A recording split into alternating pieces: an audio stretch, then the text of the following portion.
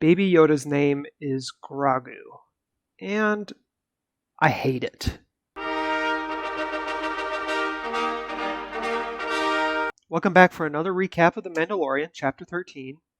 JD is off this week. He is dealing with a post-Thanksgiving nap that has lasted 14 hours. He ate too many turkey legs, and now he is just stuck on the couch, unable to move. And yeah, that's canon. And also canon is the arrival of Ahsoka Tano, played by Rosario Dawson. She finally shows up, and I don't know anything about Star Wars, but I know she's important and she's cool. And in The Mandalorian, she's both of those things. The episode straight off gets us Ahsoka, shows her. She looks great compared to the cartoon. I've seen the cartoon version of her. She's on the planet of Corvus, which is just a sad, depressing planet. Everything looks burnt, except for this one city where Michael Biehn and Diana Lee Inosanto are there. And they are protecting something or have information for something, and Ahsoka wants it. She fights off a bunch of bad guys, and she's looking cool the whole time as she does it. And Michael Biehn is, grimacing his best grimace. It's so awesome to see him show up. I haven't seen him in a long time in anything. And Mando gets there with Baby Yoda finally. And he goes to the city, and they're like, we'll pay you to kill the Jedi. And so he goes out searching for the Jedi. He finds Ahsoka, and they get into a little scruffle. But then he's like, Bo-Katan sent me. And that's where we find out that Baby Yoda's real name is Grogu, and he was trained at the Jedi Temple on Coruscant. Coruscant? I don't know how to say it. I'm not a Star Wars person. Coruscant. Sure, why not? So Baby Yoda / Grogu was trained there, but has sort of hidden his powers over time, and so doesn't have great control as he used to, or was being trained to have. And this is only the second Yoda species that Ahsoka has ever seen. And so they do a little forced training, and they find out that Mando's connection to Baby Yoda is too strong. And so Ahsoka does not want to train him because, in previous films it's been developed that, you have to let go of your emotions. You can't be attached to people. And she alludes to Darth Vader a little bit and the fall and rise of Anakin Skywalker. And also, I'm not calling Baby Yoda Grogu ever. It's Baby Yoda, and it will always and forever be Baby Yoda. It is not Grogu.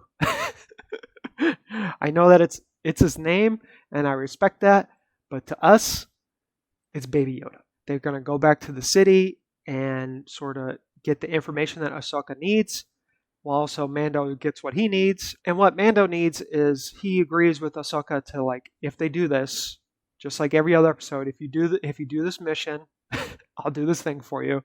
And Ahsoka's like, sure, I'll train him if you do this with me. They get into some big, awesome fights. And it's like a samurai showdown between Ahsoka and Mando and the rest of the people. And it's great, and it's amazing, and it's like, man, it's like everything you love about samurai and Western movies just smashed into one. That's what this show is. And we find out that Ahsoka wants information that will lead her to Grand Admiral Thrawn. I don't know anything about Star Wars, so I had to look this guy up. He's a bad guy, obviously, but I guess in the Rebels, his fate was left unknown. And so now here we are, post-original trilogy. Grand Admiral Thrawn is still alive. Maybe. Who knows? Maybe not. But that sets up another villain that we haven't even seen yet, but we also have Moff Gideon, also who's trying to trace down Mandalorian. So things are getting really dicey. And then Ahsoka's like, just kidding. I can't train Baby Yoda. I have to go to the old Jedi temples. And those temples are on Tython or something like that. I can't remember the name right now. Baby Yoda basically has to speak to the spirits and put it out in the ether. Hey, I'm Grogu and I need to be trained. And so this is post-original trilogy. That means Luke is still alive. So, who's to say? Who's to say? I don't know much about Star Wars, but I do know that Luke tried to train Jedis, and that's where Ben Solo and the Rise of Skywalker and all that stuff comes up.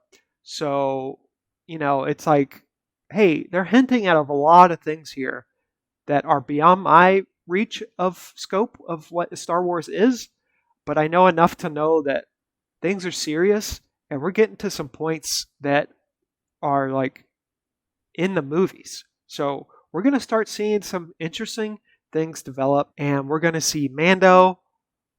He's still being tracked by Moff Gideon. We know this. But now he's going to another planet. He's been planet hopping this whole season, and it's been fun. Ahsoka, her design, and Rosario Dawson crushed it as her, and it's really amazing. The fighting was great in this. Yeah, it's just a really simple, clean episode. I'm not ever calling Baby Yoda Grogu, so I mean that's one fallback. Everything you love about Mando is in this show. This one episode right here. Fighting, acting, comedy, Star Wars lore. You got it all. Hinting at things that haven't even happened yet. I think in some respects we're trying to save the sequel trilogy. While at the same time not trying to carry over too many things that people hated about the sequel trilogy, if that makes sense. We're going to get some more crazy stuff, I assume. Maybe more Jedis. Maybe Luke. Maybe Ahsoka has a change of heart. Maybe maybe Carl Weathers shows up. Who knows? Who's to say?